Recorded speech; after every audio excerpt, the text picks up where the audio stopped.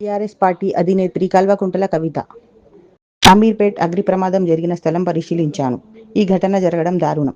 వరుసగా అగ్ని ప్రమాదాలు జరుగుతున్నా ప్రభుత్వం పట్టించుకోవడం లేదు. ప్రమాద స్థలానికి రావడానికి ఫైర్ వాళ్ళు గంటన్నర సమయం తీసుకున్నారు. హైడ్రా వాళ్ళు వచ్చి పరిశీలించారు. హైడ్రా గట్టి నిఘా పెట్టింది. దాదాపు 4 కోట్ల ఆస్తి నష్టం జరిగింది. ఆస్తి నష్టం జరిగిన వాళ్ళకి ప్రభుత్వం నష్టపరిహారం ఇవ్వాలి. ఇలాంటి భవనాలపై ఎంక్వైరీ చేయాలి. ఎండల్లో పర్యావరణం మారడం వల్ల వరుస అగ్ని ప్రమాదాలు జరుగుతున్నాయి. అదృష్టవశాత్తు ఎలాంటి ప్రాణ నష్టం జరగలేదు. ఇలాంటి భవనాలను పరిశీలించాలి. ప్రభుత్వం చర్యలు తీసుకోవాలి. సీఎం ప్రత్యేక రివ్యూ టీంను ఏర్పాటు చేయాలి. అగ్ని ప్రమాదాలు జరగకుండా చర్యలు తీసుకోవాలి.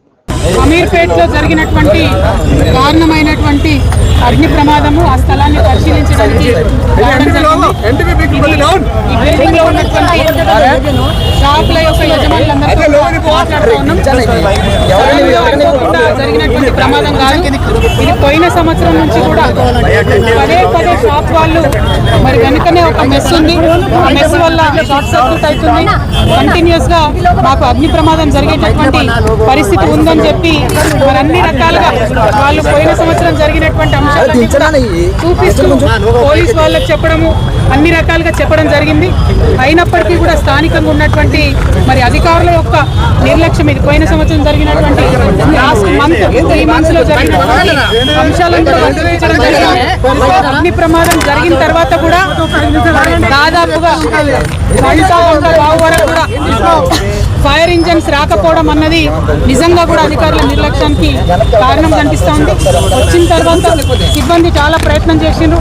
3-4 గంటలు ప్రయత్నం చేసి మంటలు నలుపులోకి తీసుకొచ్చినటువంటి మాట వాస్తవం. కానీ ఈ స్థలానికి చేరుకోవడానికే గంట బావు కావడంతో చాలా తీవ్రమైనటువంటి ఆస్తి నష్టం జరిగిందని చెప్పి మేము భావిస్తూ ఉన్నాం. యావత్ తెలంగాణలో కూడా గత సంవత్సరంతో పోల్చుకుంటే మరి ఈ సంవత్సరం ఎండలు ఎక్కువ ఉండడంతో దాదాపుగా 33% అగ్ని ప్రమాదాలు ఎక్కువ అవుతున్నాయని వాతావరణ శాఖ వాళ్ళు చెప్తున్నారు. మరి ఆ విషయం తెలిసి కూడా ప్రభుత్వం హైదరాబాద్ లాంటి మహానగరంలో ఎక్కడికక్కడ ఫైర్ ఇంజన్స్ని రెడీగా పెట్టుకోకపోవడం అంటే కేవలం ఇది నిర్లక్ష్యమే కారణం. కాబట్టి ప్రభుత్వం నిర్లక్ష్యానికి ప్రభుత్వం వెంటనే నష్టపోయినటువంటి ఈ షాప్ యజమానులందరూ కూడా నష్టపరిహారం చెల్లించాలి. తీవ్రమైనటువంటి ఆస్తి నష్టం జరిగింది.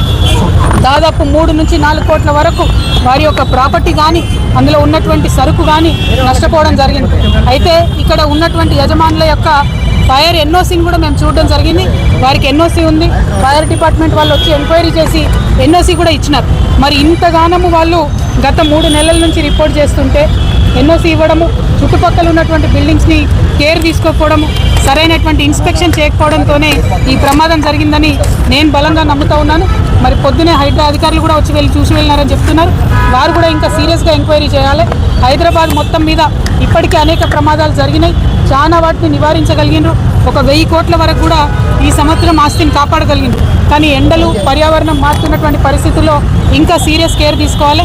ప్రత్యేకించి అమీర్పేట్ ఫైర్ యాక్సిడెంట్లో నష్టపోయినటువంటి యజమానులందరూ కూడా తక్షణమే ప్రభుత్వం పరిహారం చెల్లించాలి, నష్టపరిహారం అని చెప్పి నేను డిమాండ్ చేస్తూ ఉన్నాను.